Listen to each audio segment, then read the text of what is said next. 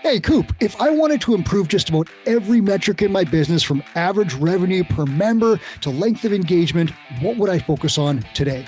Retention. Just that? That's what I focus on first. All right, guys, you heard it here first from Chris.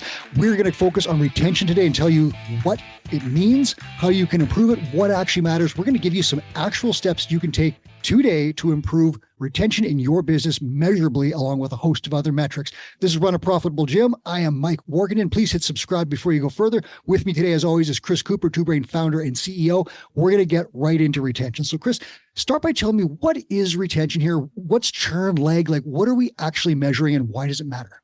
Yeah, well, let's start with why it matters.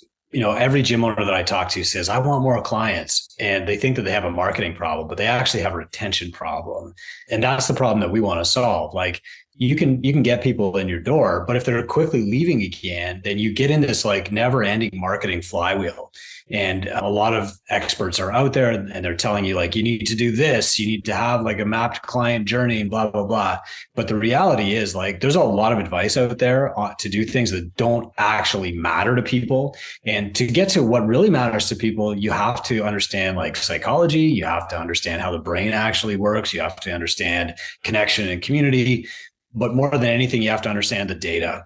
And so there are great ideas out there. Like, we're going to give these clients, badges and great initiatives. They do take time, they take money, and maybe they matter, but maybe they don't. And so today we're going to talk about things that are proven to matter and backed by data to actually improve the length of time that a client is with you. Like, I can confirm exactly what you're saying. I just last week talked to one of our top gym owners, 512 clients, CrossFit gym in Denmark.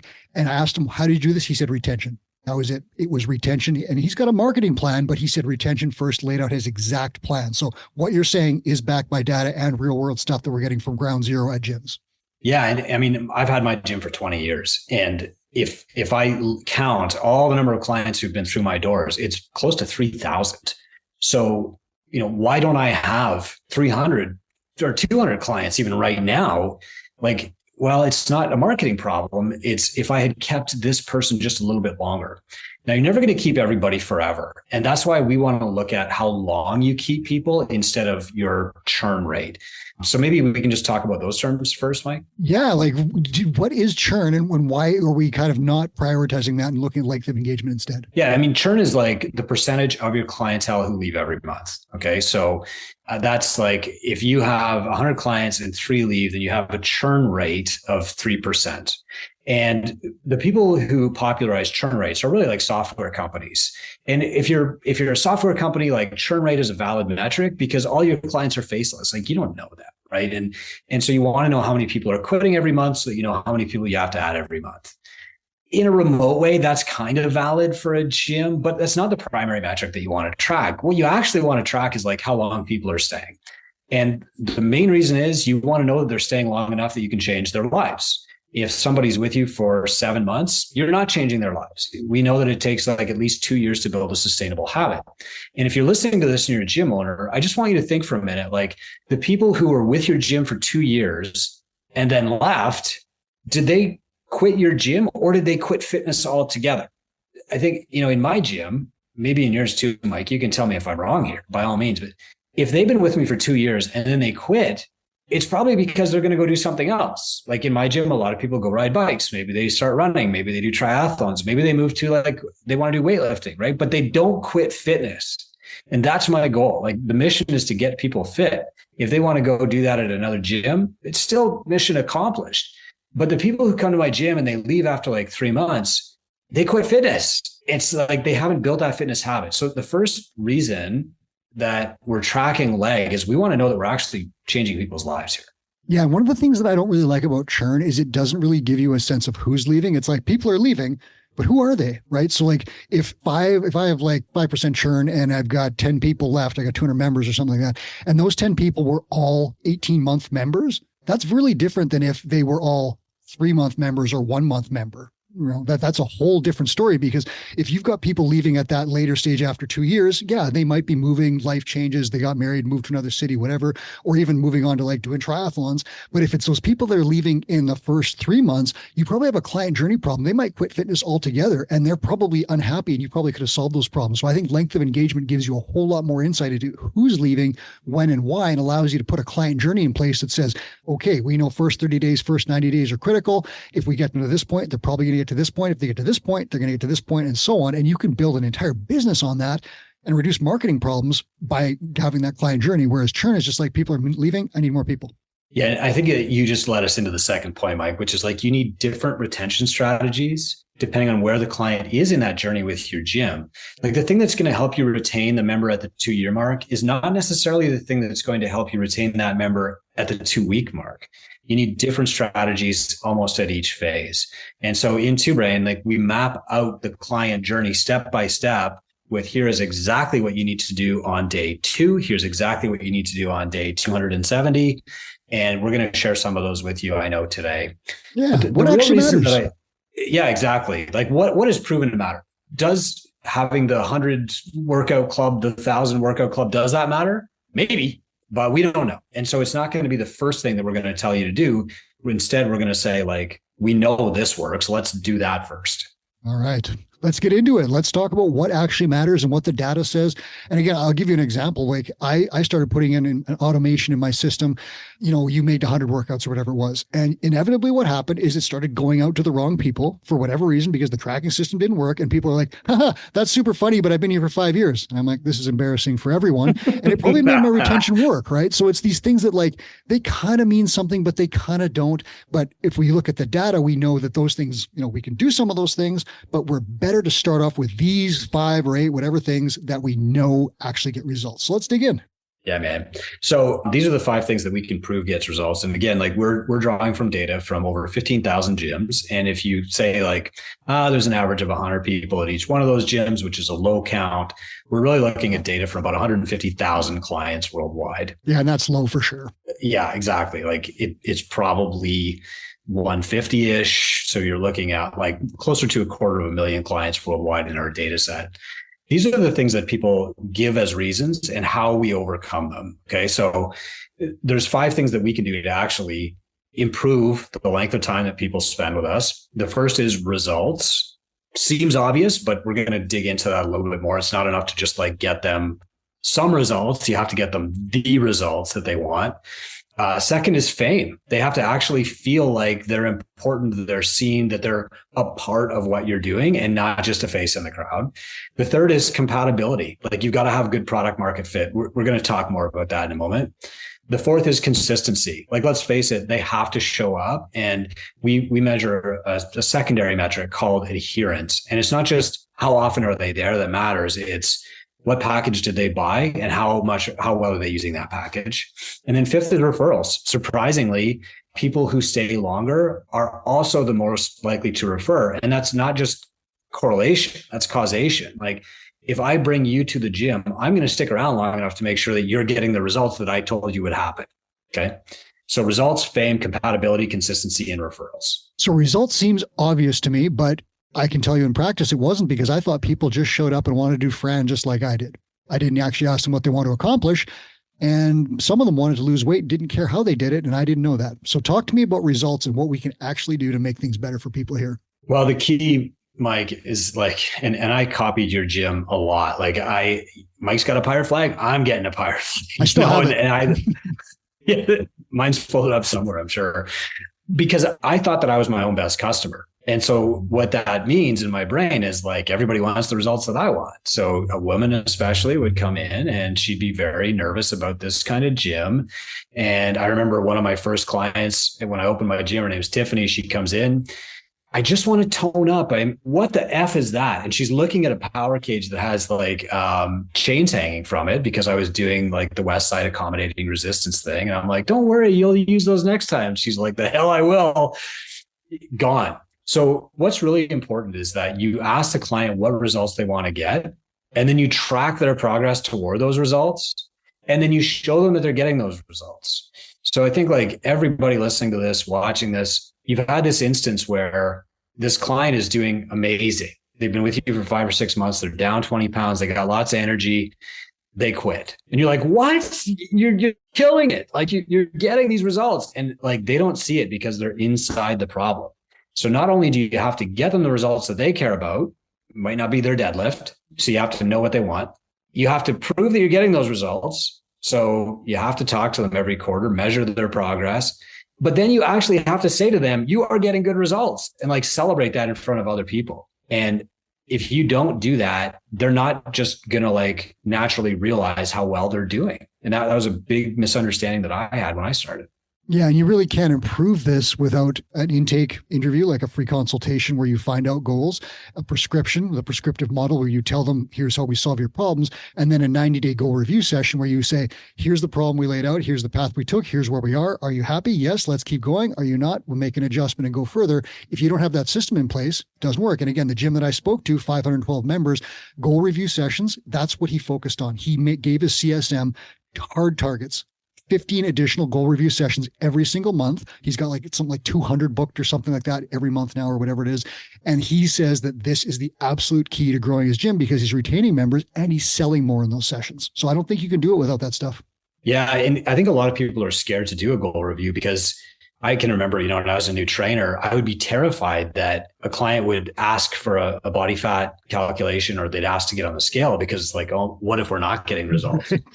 But the reality is like, it's better that you discover that the client's not getting results and then say, here's what we're going to change, than for the client to uncover that on their own and be like, this isn't working. Brian Bott once told me that the best prescription for a client is always the next prescription because you're just going to keep making like a tighter and tighter prescription for them over time. And so if after 3 months you call a client in for a goal review, they get on the InBody, they haven't made progress, they're going to look to you to say, what do I do? If you don't call them in and they get on a scale at their mom's house and they haven't made progress, they're going to be like, I'm embarrassed. This isn't working. I'm wasting money and time. I'm gone. Yeah. And that buys you extra time, right? Each prescription buys you extra time. And like exactly what you said, if they just pull the ripcord 3 months, nobody's talked to them, they're gone. But that if you talk to them at 3 months, you can then fix something by another 3 months. And maybe you get it right at that point, and at least you're holding them a little bit longer. That's good for your business, but it's also going to get them closer to that point where exercise becomes a part of their life and it's better for them. Yeah. I mean, think about like going to the doctor, right? And the doctor says, you've got high cholesterol and we're going to try Lipitor. Let's book again in 2 months. You're going to come back. We're going to measure your blood-borne cholesterol at all again and see if it's doing any better. Well, you go back in 2 months and your cholesterol is not better. And the doctor's like, okay, Lipitor is not the answer. We're going to try this next thing. You're actually way more likely to stay with that doctor because you've been through step one than to go start all over again with somebody else. And that's how you actually build trust. Makes sense. So retention results is going to be your first thing to focus on. What's next? What else we got? Fame. So surprisingly, people want to feel like they are important to the community, not just part of the community. And this is a difficult one to measure, but like what you want to do is make everybody famous to everybody else in your gym. So yesterday, Wednesday, I walked into my semi-private session. I was the last one to arrive as usual. The 3 women who were also in my semi-private group, they were already there working out.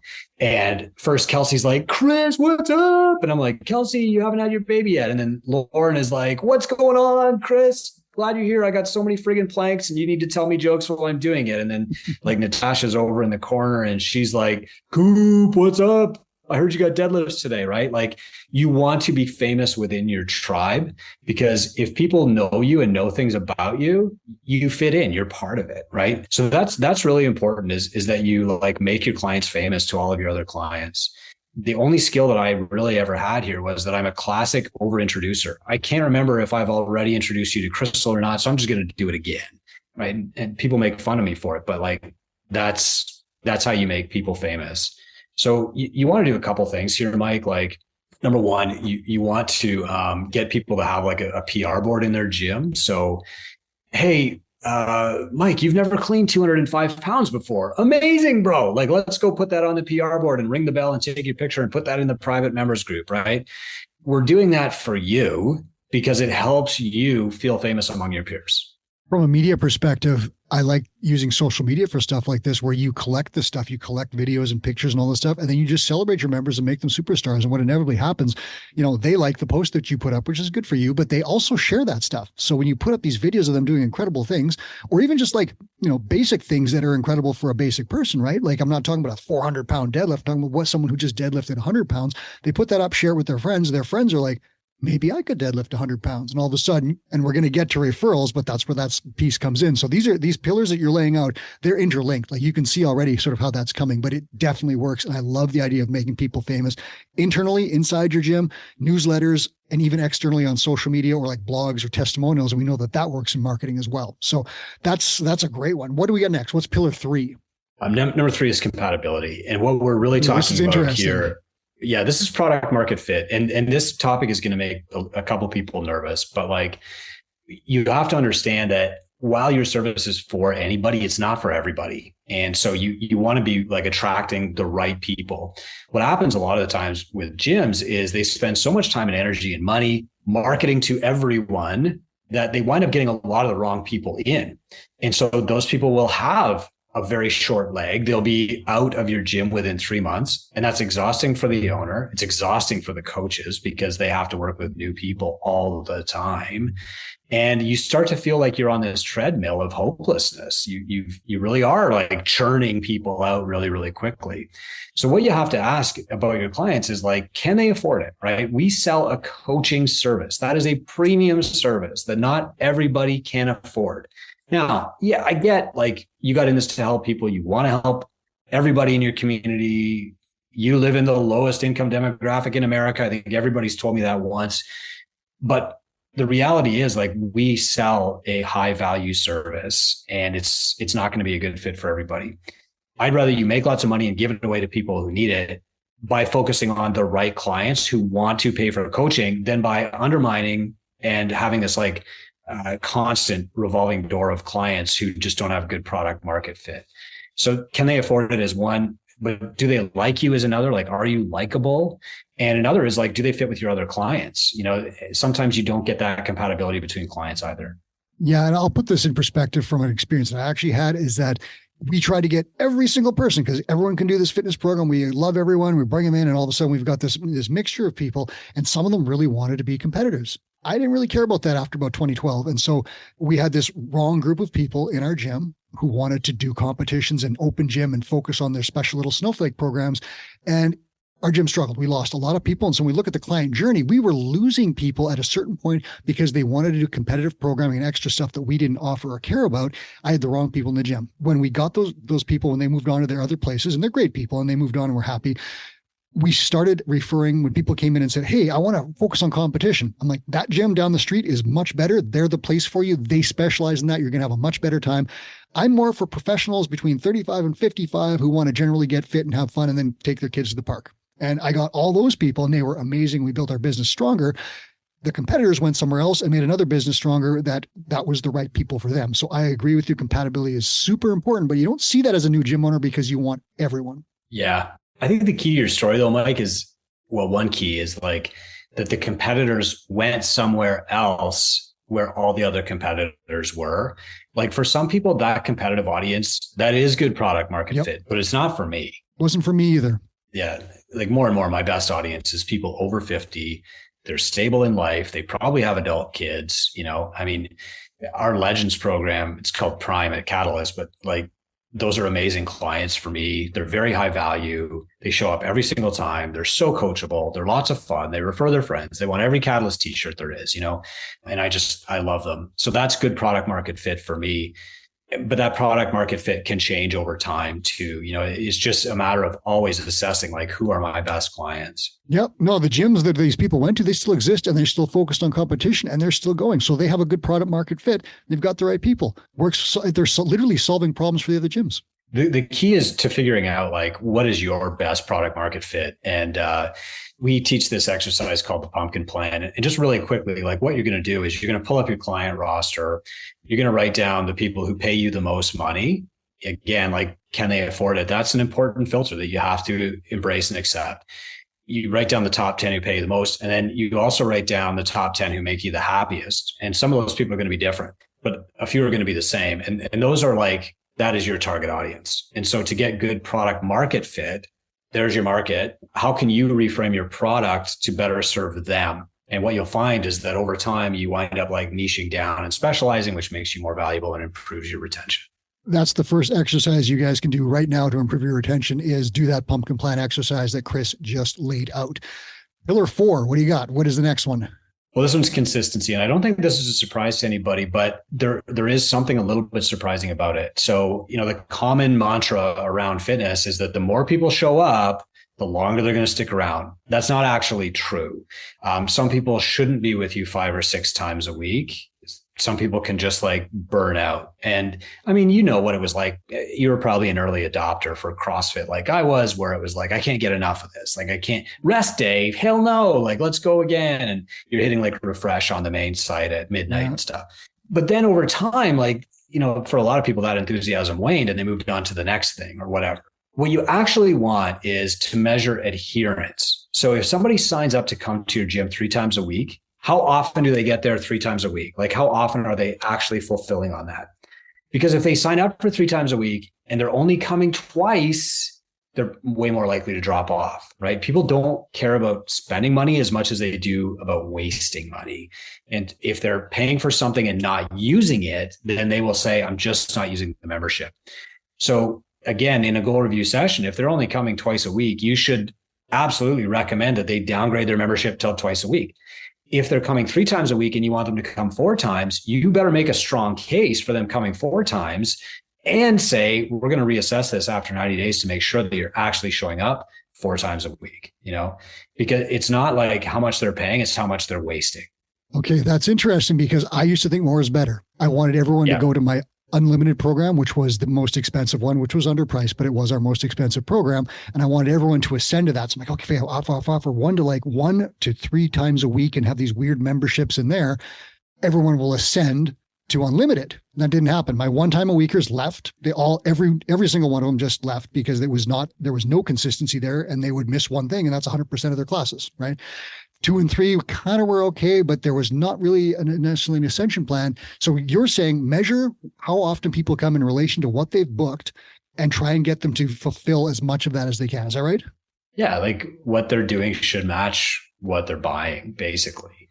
There's so many problems with that whole unlimited idea, Mike, but you and I both had problems at the other end of the spectrum, which is like people thought unlimited meant unlimited access to our life. Like, hey, Chris, I'm borrowing the truck. Yeah. That actually happened, guys. So that's a thing. Yeah, exactly. Okay. So that's interesting. Yeah. I'm going to call you at 5 a.m. Hey, Chris, it's 10:30 at night. Man, I'm really craving cheesies. What should I do? Don't eat the cheesy. What's the workout tomorrow? I saw a typo on the blog. Oh my God. Right. That one. What's the workout tomorrow? That one, you missed the post by 5 minutes and you're getting 3, 4, 10 texts. Like that happened.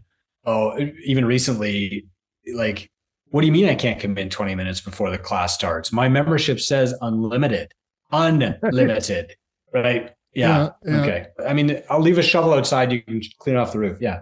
And so the 5th one is referrals. And this one was always kind of a surprise to me, but only like in retrospect of learning the science behind it, does it make sense?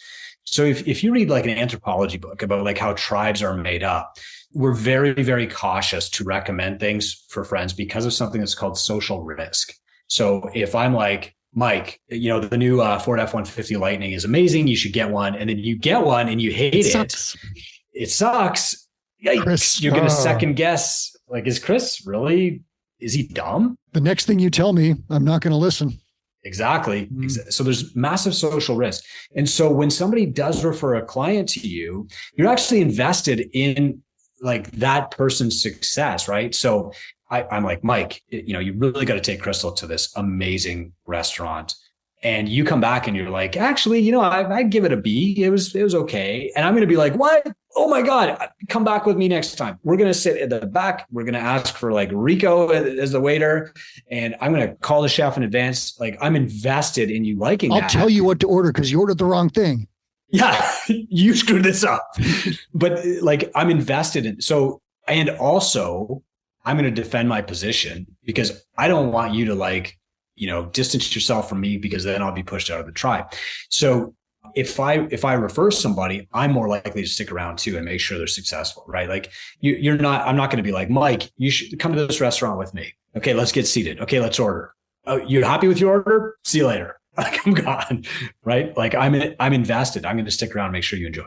Think about that at your gym. You've seen it, the exact same thing. Someone refers a friend. They're definitely like, hey, walking their friend, and their friend looks nervous. They're just like, oh, this is my other friend here. This is where we put our stuff. This is the whiteboard. This is how this works. Class is going to start here. The snatch is this one. Like they're helping. They're literally like kind of being your assistant coach at that point. And it's great because, and hey, Cindy, where's Jen? Oh, I messaged her and she's coming tomorrow for sure. Like you get all these different fringe benefits when someone refers someone because they're sticky toward that other person. So it's something that you might not think of, but again, it also solves a marketing problem because if you get a ton of referrals and a ton of retention, you don't need to market all that much. So it's a really important one that has double benefits. Yeah. And it doubles the effect of your ad spend because now everybody who comes in through your Facebook funnel is bringing a friend, right? Like if you don't believe us, like try this, do a bring a friend event at your gym. Okay. And you tell people it's invite only, you can bring one friend and we're going to have like a protein supplement thing. We're going to do a fun workout. It's going to be partners, blah, blah, blah. You do the little workout and then you go up and you say, okay, Crystal, I know you brought Mike here. Mike, and what do you think of my gym? And you're like, oh, that's good. It's all right. Thanks, Gary. The next thing that's going to happen is Crystal's going to jump in and try and sell Mike on like buying the gym, signing up, right? Yeah. Oh, you did amazing. Yeah, you did so great. Oh my God. Like you got to sign up. Like that person became an advocate because they've invested social currency in convincing that person to join. So it does make sense in hindsight that like referrals is the fifth pillar of retention. It really does boost retention among your existing clients. All right. So those are the 5 pillars. And we gave you one actionable thing, which is the pumpkin plan to find compatibility and find the right product market fit. Chris, give me, as we close this out, what are other things people can do right now? Let's give them some actions to take to measurably improve retention. And we're not pulling stuff out of the air here. This is stuff we know works. So what do we got on the plate here? Yeah, man. So I'll give you one for each one. So results, start doing goal reviews, measure results, change people's prescription, but make sure that they understand that they're getting results. And often you have to tell them they won't just see it on their own. You know what? I'm going to jump in, Chris. I'm going to give you listeners an easy button for that. I'll put a link in the show notes to the prescriptive model. It tells you exactly how to do all of it. Easy button. Awesome. All right, Chris. Thanks, buddy. People think I'm generous, but you just give away our stuff all the time. So it's actually you that's so generous. Yeah, maybe. So Fame, what I want you to do is like brag about 5 clients this week. Go on social media. Here's a picture of Mike. Here's a picture of Crystal. Like, here's what I love so much about Mike. Here's why Crystal is like, the best deadlifter in the gym, whatever. Like, brag about them. That you will feel great, number one, but they will feel amazing and they'll have their story on the internet and their friends will see it too. So put 5 people on a podium. Exactly. Yeah. Podium week is a great way to do it, by the way. Next is compatibility. You want to have that good product market fit. And we talked about doing the pumpkin plan. I mean, to take it a step further, after you identify who your 3 or 5 best clients are, take each one out for coffee. Hey, I did this with a woman named Anne. Anne, you got time for coffee? Okay. We sit down for 20 minutes. I'm like, why did you pick Catalyst in the first place? What is it about Catalyst that keeps you coming back? She wasn't traditionally a gym person, and before you know it, she's bringing her husband, Jamie, in off the street too. And like, that's the perfect client because he's already got product market fit, Mm-hmm. So pumpkin plan plus we'll call them seed client interviews. Identify your best people, find out more about them. They're going to give you marketing gold and a lot of important info. All right. Number 4. Yeah. And I know I'm skipping over this, but we teach people and we walk them through it step by step in the mentorship practice. Like that's what we do. Number 4 is consistency. And really like what you want to do here is just do some goal settings. So when somebody's new, especially, the win is the work. Like the win is showing up. They're not going to lose 20 pounds in their first session. The win is they came back for the second session. They finished on-ramp. They did their first group class. And so what you're looking for in consistency here is for you to say to them, okay, can you commit to 3 sessions per week? And then after the first month, you call them and be like, you did it. Like you made all 12 sessions last month. We're so proud of you. Can you commit to the same next month again? And you really want to be tracking that. So this is like why we track leg and why we track adherence. The best thing that you can do is look at your reports every month and say, oh crap, Mike is paying for 8 and he only showed up 4 times last month. Like, let's get on the phone and make sure. Yeah, it. But if you're not looking in the data, like it might take you a while to catch it. And then it's too late. Like, hey, has anybody seen Mike? No, I haven't seen him in like 5 weeks. It's too late by that. I only coach mornings. I don't know, that whole thing. 1,000%. I mean, if I went into my private coaches Facebook group right now and I'm like, have you seen this person? 4 of the coaches are going to be like, I only coach mornings. I only coach evenings. One is going to be like, oh, I bumped into him at the grocery store, and like, where is he? And that's why you have to look at your client list and your data every single month. Okay. So that's a good one, guys. Check that one out. Number 5 thing that you can do today to improve retention. Yeah. I mean, the easiest thing is like, if you have 5 clients that you know really, really well, especially if they're like a personal training client, is just say, hey, do you want to bring your spouse in for a buddy workout next week? That's the easiest. If you're not tight enough like that with your clients, I mean, that's a red flag, but what you can do is just run a bring a friend event. So basically you say like, we've got a bring a friend event on Friday for 10 buddies. It's invite only. Tell me in advance who they're going to be. And, you set up a fun workout, who these people are going to be. So you've got them in your lead nurture process. You book them for a no sweat intro. When they're there, don't just give them a free trial and let them run away to make up their own mind. Like, book them a no sweat intro and, leverage the person who's already in there. Do you want to do what Anne is doing? Frequently what we'll find with referrals is like, everybody starts with on-ramp at Catalyst, but their next step is determined by how they came in. So if they came in through an ad, they're probably going to want to pick semi-private. If they came in through a referral, they'll want to pick whatever their buddy is doing. I want to do this with Mike. That's fine. And I can tell you another gym on our leaderboard from December 2023 with a huge client count. They have a very formalized bring a friend event that happens on a regular schedule. It's laid out. They know exactly how they're going to run it, when they're going to run it, what they do at it. And they have a huge client count as well. So these events do work. The pacing of them, we'll have to figure out. Our mentors help our clients figure out exactly how often to do them and, in relation to their other strategies. But a bring a friend event can have good results, but it's not a whimsical, bring a friend and toss it into the wind. Every Saturday. Show up, right? Yeah. It doesn't work like that. You have to make it formalized. And it's even better if you can say, dude, your best buddy, Phil, should come to this bring a friend event because he's got that 5K run coming up. Would you invite him? Phil's going to be there. Phil will probably sign up. So it has to be more formalized than just saying, posting it on Facebook. It does not work like that anymore. You have to be a bit more tactical, and we help our clients do that specifically. So those are 5 things you can do today. Take them from this show. Chris, if people haven't been taking notes, we have a brand new guide that's going to lay out some of this stuff. How can people get it? Well, it's called Never Lose a Client Again. And all they have to do is go to gymownersunited.com and say, hey, can I have it? Send me a DM on Facebook. We're not into like a formal process here where you got to fill in a form and then we automatically email it. Like, you DM me on Facebook, I'll send you the guide. I'll ask you how things are going because I care. I want to know. And if there's something else that I can do to help you, then I'll tell you. Never Lose a Member Again guide. If you want to get more into this topic, keep more clients, earn more money, get that guide. All you got to do is DM Coop, and you can do that through the Gym Owners United group. Chris, thanks for your time and sharing all this stuff. I hope it helps gym owners keep more people. Yeah, that's how we change lives. Thanks, Mike. This has been Run a Profitable Gym. I'm Mike Warkentin. My request to you is just to hit subscribe on the way out and then head to Gym Owners United to get our new guide. Thanks, guys.